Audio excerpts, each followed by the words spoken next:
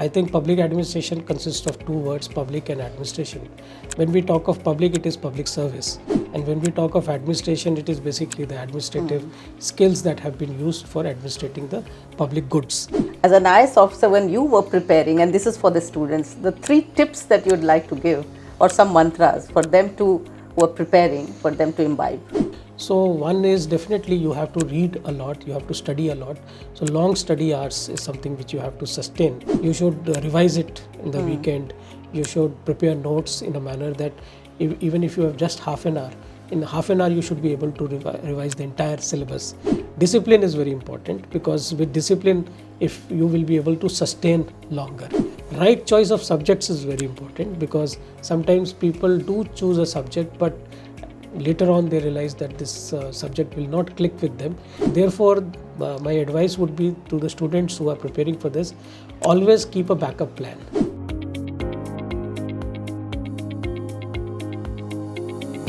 Hello and namaskar. I am Rakhee Bakshee. You are watching this very special show on IIPA called Stalwart Speak.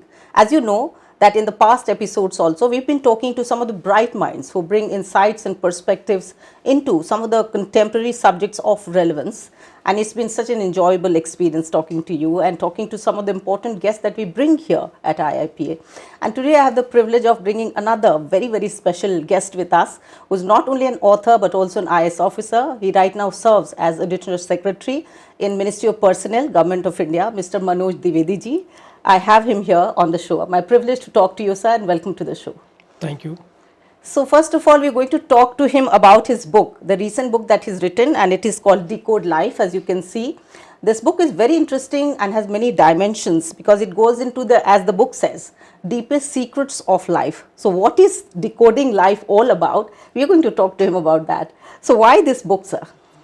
See, all my life I have been observing that we do things to make a profession, make a career, do well in life, do well in studies, achieve many things, maybe build a house, buy a car, and so many things. All these pursuits, if we look something underlining that, it is about living well. And then not only living well, but also ensuring that the society gets the right kind of message through our lives. So I personally feel that today people are into a race, people are into material pursuits, and they also want to pursue spiritual things in life, but they do not know how to go about it. So we have to look at these things from a very holistic perspective, but not as something which has been given to us by somebody. You can say that somebody teaches you these things, but that is something you will never own up, because that is something which has been just told to you that this is the way of life. You have to evolve your own way of life. And if you can evolve it by very simple observations from your own life, then I think whatever you will learn from it will be a lesson for your entire life. So being from this prestigious Indian Administrative Service, do you think it helped you as an IAS officer to delve into this multi-dimensional outlook of life that you're talking about? Yes, definitely. It has to do with that only, because right from the stage of preparing to get into civil services, which is one of the most difficult competitive exams, you have to challenge yourself to achieve that level. Then once you are into the service, you get to know that you have to take decisions which may be very big, but you don't have to think from your own point of view. You don't have to think that what will this decision fetch me personally. You will have to think for the society at large, for the general cause for which you are working, because when you are in public life, it is public service. So when you are doing administration, it may be a professional skill, but you are doing for public at large. So you have to think beyond yourself, and you have to think for the larger cause. And if you are posted in a place where you are not working for your relatives or friends or your kids and kids, immediate people, or people who can give you something in return, for example, the poorest of poor, then you are actually learning so much from life, and you derive so much of satisfaction out of that. And that is something which inspired me to understand life in a larger perspective. More so, I have served for almost 20 years in a very difficult, challenging area of Jammu and Kashmir. Now there, people have suffered because of terrorism. and various challenges where certain basic services were not delivered to them because of these challenges. So serving people there gave me a lot of insights into the deeper pain of life, how that pain can be used to elevate oneself, work for the larger cause of the society, and actually look into those elements, those principles of life which help you in learning the life from its deepest, I would say, depths. Otherwise, usually what happens is you usually surf the life from the surface. You do not get chance to go deep into various aspects. So for serving in J&K, I think this was a great experience, and I did not prefer to write those experiences per se, but whatever principles of life I gathered from those experiences is something which has been put into this book. So as I can see, and the term that comes to my mind is that it's not transactional, but connection that you're focused on. Yes. When you're dealing with public, the citizens, and as you're saying, especially in an area like Jammu and Kashmir, that you dealt with them, this whole ethos, the empathy and the principles of life that you've coded in this book. Would you like to say that? Yes, definitely. And in fact, the various principles that I have mentioned in this book, they will help you in understanding how to meet challenges of life. Now, if you are, suppose, wanting to do well in life and pursue material things, you want to do big, you want to make a good career, you want to do good in studies, you want to earn lots of money, even there this book is helpful, because those principles tell you how to have a larger vision in life and how to basically live a life where you are able to avoid repetition, wastage of your energy resources, and focusing on particular areas for achieving the goals.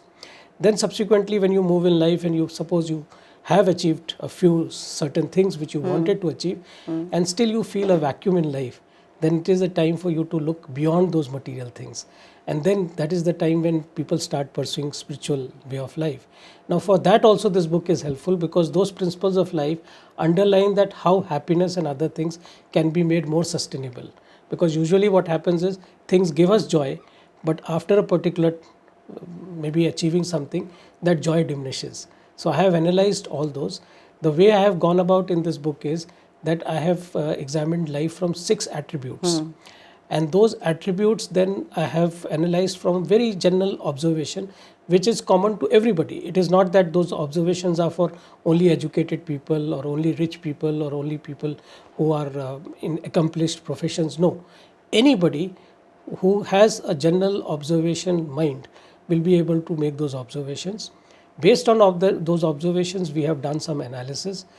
Based on the analysis, I have deduced certain principles, and then I have suggested that how to apply those principles to life. And I can assure that anybody who is looking for any kind of success, whether it is material or whether it is spiritual, will achieve that success if he is able to imbibe these principles and apply even a part of that in his life. So this is why I say that this book is must read for everybody, be it students, be it professionals, be it retired people, be it people who just want to, They're looking at life. just looking at life and don't want basically don't expect anything, but still they want to know what life is all about. I'm very curious, and I must ask this. You sit on a prestigious position. From that position of, I would say, a little bit of honor and the chair, to be so humble, as I can see in your approach towards life, to codify it, how that was balanced. See, if you look at people who have done well in life, the first thing they have learned is humility.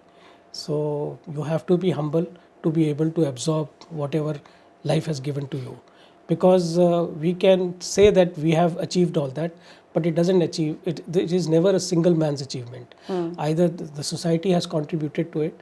You take example of any child, if he has studied in a good school, his parents have definitely contributed to it. If he has made a good learning, his teachers have contributed to it.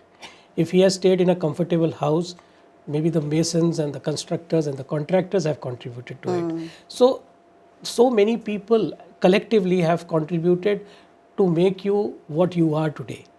Similarly, when you are serving, you get into a service, then your training and everything is something which collectively has been given to you. So all the time we receive so much from our education system, from our parents, from our teachers, from society at large, from everybody who is there, then there is a time when it has to be given back. And that is how you basically fulfill your commitments towards the society. And that's what you would connect to the leadership Culture. qualities as well. Yes. So if you don't have that feeling of giving it back to the society, then you can never be humble.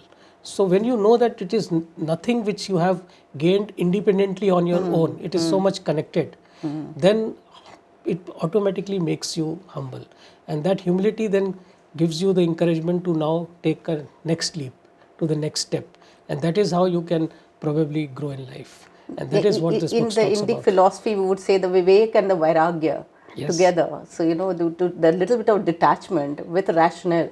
Yes, but add to it the humility that you actually, some of the points that you'd like to highlight also, some of the pages that are favorite to you or some insights.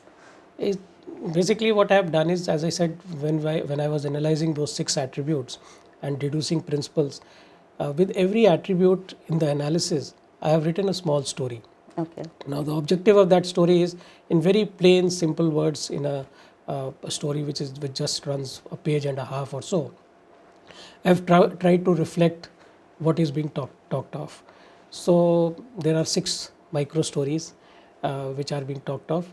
And then there are various concepts of life which are being talked of. So you use the art of storytelling to connect more. So yes, so because you can look at the traditional Indian style, there have been stories like Panchtantras and those stories, because that was the best way to actually make people understand the basic essence of life. Right. So I have used that principle with these stories. Basically the point that I am trying to make has been emphasized. So those stories are really worth reading. Then obviously the book is something which you can read in one go in a very short time. It's a simple thin book, but at the same time, if you want to imbibe it in your life, you'll have to read it again and again and use those principles and probably practice it, because everything comes through practice. And that's how I think this book can be a manual for self growth. And personally I feel that we should not compare ourselves with anybody else, because people have lived their life in their own ways. They have their own past and support systems. Some people have those support systems, some lack it, some already have a lead in life. Suppose you are born in a rich family, you already have something which other may aspire his entire life to reach there. So you cannot compare yourself with anybody. The only person that you can compare yourself is with yourself. So if you have to compare with yourself and then see whether I can progress in life or not, then I think this book can serve as a manual. Actually, I would like to say here that this actually serves as a manual, especially those who are watching us and this interview, especially for students of public administration, because it's sitting at IIPA. I think it really serves to actually imbibe some of these points as he's narrating and actually practice it, which will be, I'm sure will be helpful. Anything else? Yes. So since you talked of public administration, I think public administration consists of 2 words, public and administration. When we talk of public, it is public service. And when we talk of administration, it is basically the administrative skills that have been used for administrating the public goods. Now, both are important because your administrative skills have to be such that public goods are very fairly and transparently distributed to the needy and the deserving people. And similarly, public service is something where you have to identify the beneficiaries and see who needs the public administration, and you have to devote your attention, focus and efforts towards that. So if you combine the two, you can see that it can be made sustainable only when there is an element of service and only when the basic good principles of administration are applied. And how did you find this time to actually write this book, which is a very handy book, I must say? You can, in fact, it is best if you read this book sequentially from page 1 to the last page. Otherwise, you can pick up any page and read it and it will give you something. So it actually happened like that. These were thoughts which were jotted down in a diary. Then somebody saw that, and in fact I would say my wife saw it, and she said that these are some very good thoughts, why don't you collect them and try to weave it into something which is more productive for others. So I actually jotted them down into an iPad, and after that, till that also I had no idea that I would be publishing it as a book. But when it came out to be a very structured thought process, which was then read by my kids, my children, and everybody found that it is useful for them. So when I saw that the lady of the house finds it useful, the children of the house find it useful, and it has been a good self-expression for me, then I made it, some of my friends go through it, and they also found it useful. Then I thought that let it not be just restricted to my notes, let it reach to other people, and that's how the idea of publishing this book came, and this became a book. I'm sure it's traveling to a whole lot of people, and I'm Yes, sure it good is. feedbacks are coming in. Is there any interesting feedback that you'd like to share? In one of the feedback, somebody said that many of his doubts of life got cleared after reading this book, and he now feels light. So this is a big compliment, because everybody looks at a book from his own struggles point of view, because everybody is struggling in life, and if they find such certain things useful and give such a good feedback, it is quite encouraging for me. I have tried to be as brief as possible. That is the reason that the book is thin, because these are subjects on which you can write commentaries, but then you lose focus on the main portions. So since these are very focused thought processes and very focused observations and focused principles which have been listed in the book, so it would be very useful for people. And as I said, from students to professionals to businessmen, anybody, even if you are wanting to do something big in business, and you want to understand that how it is possible, because business throws its own struggle, and you may lose the risk heart. part is there. The risk part is there. You may lose heart and say that probably things are not clicking. For you to sustain, to be able to make more efforts. Similarly, for a student, maybe in first attempt he is unable to achieve his or her ambition. He has to sustain for more time. Now to do that, you need to learn actually certain things, that how does life operate. Life doesn't operate the way most of us see, and that is the reason very quickly in life people start losing hope, and they start feeling that probably the life, Disenchanted. and people start saying that life is not fair to me. Probably Why me? why me? Probably I didn't get what I deserved, and all that. Now reading this book, you can see that no, things have to be seen differently. Once you start seeing things differently, the meaning of life changes, and that is the reason I named it Decode Life, because then you have actually clicked the code, the right code, and once you have clicked the right code, it unlocks the potential. I'm sure the youth is going to engage with that much more also. Yes, and in fact, when I wrote, I thought probably it is a thought which is some coming up from somebody who has crossed his middle ages, and so the youngsters would find it boring. So my son, who is just graduating, when he picked up this book and went through it, he said that probably if I am in a bookstore, I would like to pick up a book like this and read remarkable it. feedback that So, you got so for from a youngsters, for the next generations or the new generation, if this book can be attractive, this means that it is trying to actually address those principles which are common across. It is not something which is only for people who have crossed a particular age.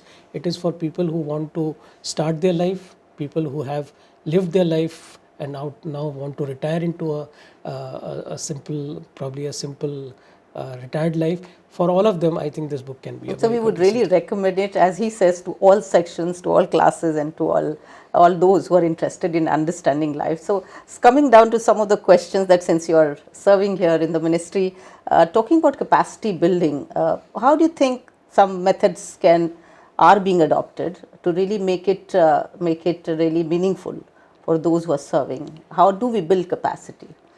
See, the one way of building capacity is training, as we know.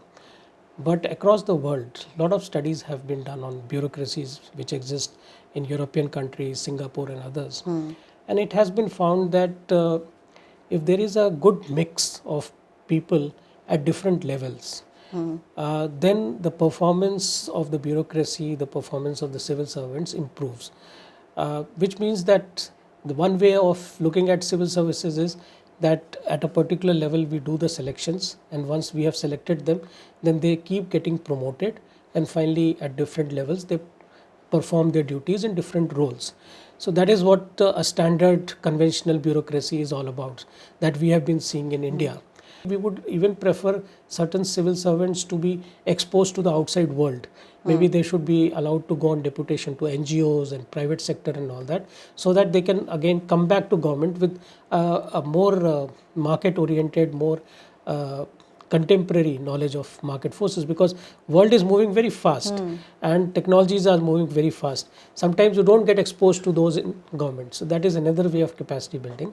The third is very conventional method of revising our trainings, and in training modules are being changed as per the new times. For example, new training modules have more of technology, innovation, AI and all that, because that is something you can't live without today. The fourth attempt on capacity building is that to reach out maximum people. When you have a classroom training, you reach out to only a limited number of people.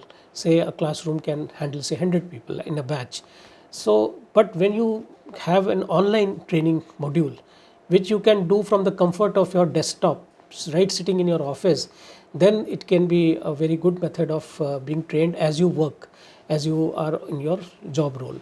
So for that, an IGOT platform has been introduced, and more than 1,000 courses have been uploaded on that, which range from stress management to skills like procurement management and GFRs, talking of financial rules, promotion rules, and so many all aspects and public-private partnerships and all aspects. How to look at budget, how to look at how to make a cabinet note, and those kind of all sort of trainings are available, and the government servants are being now given credits for. And in future, when we will be promoting people, we'll be also looking at that what kind of courses he has done and whether he has accomplished a certain number of credits or not. So this would be like a healthy competition where people would endeavor to do more and more courses, upgrade themselves. The idea is that you should be, it's not that once you have entered into the government servant, then it is like you don't need to learn anything or something. You have to keep upgrading yourself. So if you have upgraded yourself as an under secretary, then only you will be fit to be moved as a deputy secretary and as a director and a joint secretary. And that's how this whole idea of karma yogi also. So yes, so the idea is that you are not just here to as a livelihood to draw a salary and just do the basic work and go home. You have to actually treat yourself as a contributor to the government system, because government doesn't work for itself. Government has to work for the public at large. So if you yourself are skilled and motivated, then your beneficiaries are the ones, the citizens of the country are the ones who will going to be benefited. So you have to be a karma yogi, and you have to be a very disciplined and a skilled professional to be able to call a civil servant. Just being by saying that you are a government servant is not enough. You have to be a karma yogi. So therefore, this platform IGOT has been made, and these 4-5 areas are being addressed so that a holistic development of the civil services happens and we are able to give our best. Now the way governance is happening is changing a lot. Earlier it used to be like government is there, you need some benefits from the government, you have to come to the government official and seek a favor. Now, this was the approach earlier. Then subsequently the approach was that we will be more accessible to you, we will provide you services and all that. But now the approach is that everything has to be citizen centric. A citizen should be able to secure all these services right sitting at the place where he or she with is. utmost ease, so to say. And technology can definitely play a big role in that. So with that attitude, it has to be government at your doorstep. Similarly, if you have to be a good professional at say handling law and order, you have to be skilled, you have to be trained. The world's best practices have to be imbibed. So this is how we are looking at improving the civil services. And then of course, besides this, timely promotion should happen. There should be very fair way of assessment and all that. So these are the things, if they are put together, then we'll be able to produce a set of motivated civil servants. Because we are looking at this whole Viksit Bharat 2047. Yes. So the idea, that vision. Yes, if we look at 2047, which is not very far off, we will see that the way the governance happens today, it will have to change. It is not that things are not improving, but I think some drastic leaps have to be taken. Unless we take those big steps, we will not be able to give an environment where the entire bureaucracy, its setup is attuned to achieving Viksit Bharat vision that we have. If you go to the developed countries, look at the kind of infrastructure they have developed. There people don't have to run around for the services. The citizen is given so much of importance. Every life matters a lot. Now that is something which we have to achieve here. And for that, if a person, say poorest of poor, is dependent on government, it is not that he will have to approach government to get those. It is our duty that we have to ensure that we have to identify that person, look at his or her needs, and provide everything that is needed. And that's why I think there is more focus on digital governance, isn't it? Digital Using governance, digital it's a methods, very powerful tool to reach out to people, even in villages now through the kiosks which have been built. People are able to access these services, and even if you are not very, say, literate or savvy, you are able to go to those kiosks, fill up the forms, seek services, and that's how things are now reaching to the beneficiaries right at their doorsteps in the villages, in their mohallas, and this has to be further stepped up. The quality of service has to be increased, and today mobile is something which is there with everybody. Almost even farmers now use mobile. If he's unable, he's illiterate and he's not able to read the message, he can listen. So there can be voice messages informing the person. Similarly, for financial inclusion, people may not need to go to the bank. A banking correspondent can reach the person there in the village itself and provide all the services which bank is supposed to provide. Similarly, schools through this digital revolution, sitting in a remote village in any part of the country, you can connect that person to the best of the teachers in that subject. And you don't need that teacher to be available in that village to be teaching to the students. You can use video conferencing methods and telecommunication methods to achieve that. So I think this digital technology and revolution is improving things in every walk of life, whether it is health services. You don't need a super specialist to be present in the village to do a surgery. Through remote technologies and these telemedicine technologies, you can provide those services right in the remotest corners of this country. Just a last question as we are wrapping up. As an IAS officer, when you were preparing, and this is for the students, the 3 tips that you'd like to give, or some mantras for them who are preparing, for them to imbibe.